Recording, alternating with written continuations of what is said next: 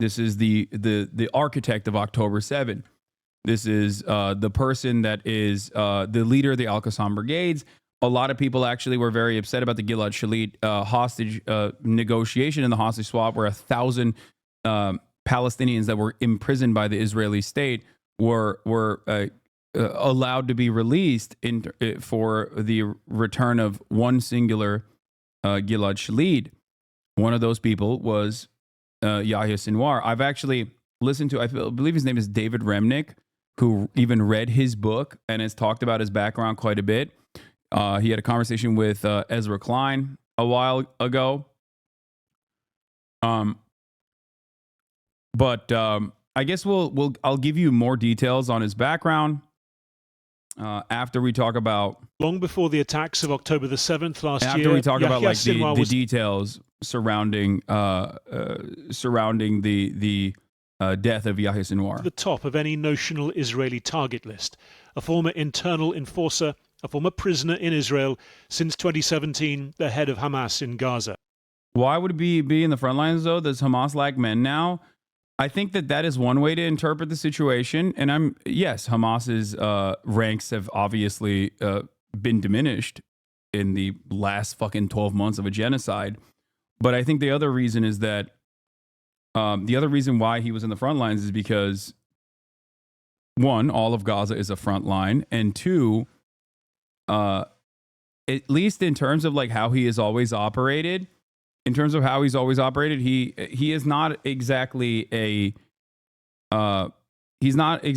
shy person. There are a lot of instances, I think, like where he's openly called for Israel to try and drone strike him as he like walked freely in the streets. But this is before October 7. I'm talking about. So it's not like he was.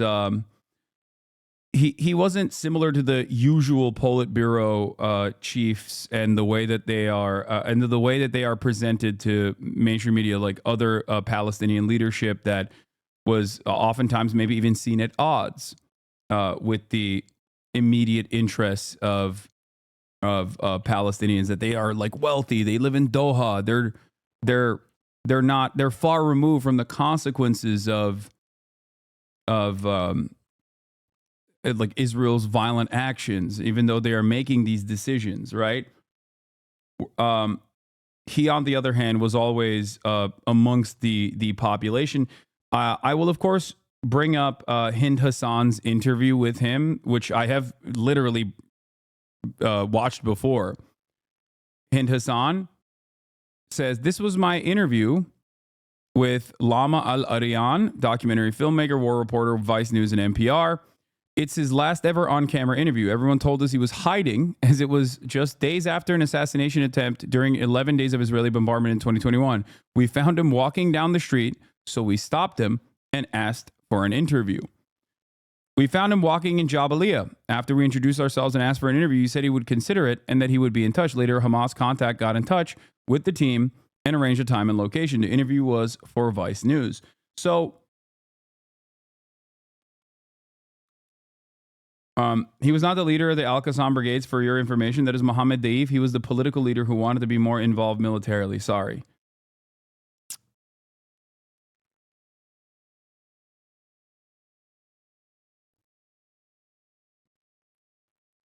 It is interesting, though, once again, we'll dive further into the background and into the mentality of Yahya Sinwar.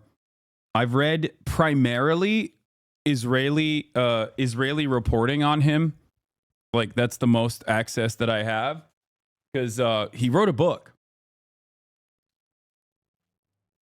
He spent a big chunk of his life, 2 decades in Israeli prison. His primary responsibility for Hamas was to seek out collaborators. So like most of the people that he actually punished or killed were Palestinian before he went to Israeli prison. And and in Israeli prison, he basically learned a lot about Israel. One thing that you hear about him, one thing that you hear about him quite a lot from at least like Israeli people that are knowledgeable on these matters is that one thing that I've heard so consistently, both from David Remnick and many other people in Israel, is that they always say Yahya Sinwar understood us, as in Israeli society, better than we could ever understand Palestinians. Like, that is, and these are not people who like him, okay? These are not like people who are pro Yahya Sinwar. They're saying that as someone who learned Hebrew in Israeli prison, as someone who translated many Hebrew works into Arabic and even wrote his own book as well, if someone who was friends with an Israeli dentist during his time in Israeli prison, like, there are a lot of people. He was more accessible to the average Palestinian than many other people in the Hamas leadership structure. And he was also more accessible to even Israeli people as well.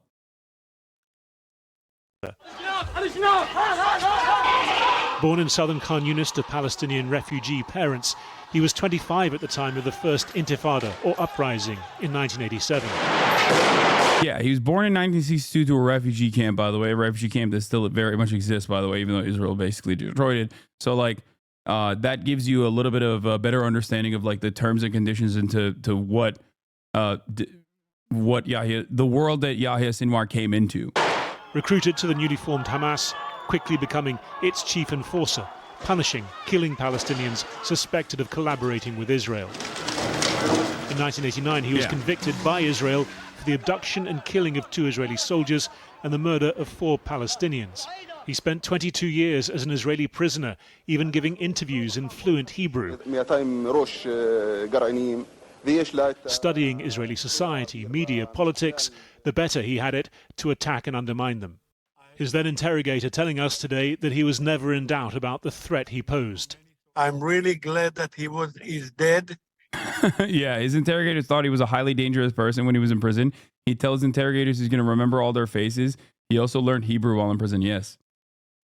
Because it's very important, and believe me, I know him, to the whole world, not only to the Israel state, to the whole world, because his dream was to kill Israeli Jews and infidels. That was his big dream. I think that's a bastardization. I don't think that second part is correct. In 2011, he was one of more than 1,000 Palestinian prisoners released in exchange for the captured Israeli soldier Gilad Shalit. Doctrinaire. It's interesting because while he was in Israeli prison, he was scheming, right? While he was in Israeli prison, he was scheming to figure out a way to do, like, a hostage negotiation already. Like to potentially, like, do a prison break, I believe, if I'm not mistaken. And he was one of the primary parties in the negotiations process. He was a primary. He was a principal negotiator. Like, he played a role in this hostage swap that occurred with Gilad Shalit. Long opposed to the Oslo peace process, with the aim of eradicating Israel and reclaiming all of Palestine, he established himself as a chief strategist, boosting ties with Iran.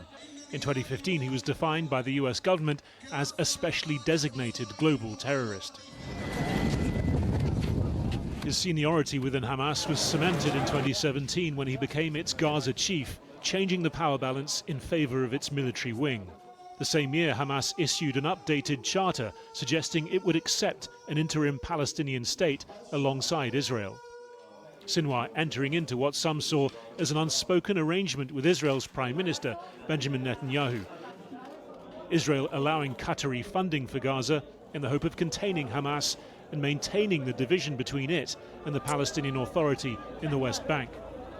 But as October the 7th proved, and his speech nearly a year before it suggested, Sinwar was still planning a major attack. We will come to you, God willing, in a roaring flood.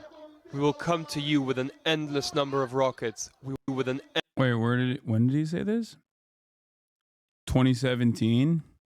We will come to you with an endless number of rockets. We will come to you in a flood of soldiers without limit. We will come to you with millions of our nation, tide after tide. With the Al-Aqsa flood, as he called last year's attack, killing 1,200 Israelis and capturing 2022. It was 2 years ago. 50, Okay. Sinwar dealt Israel a military Or a year humiliation before. and a deep psychological wound.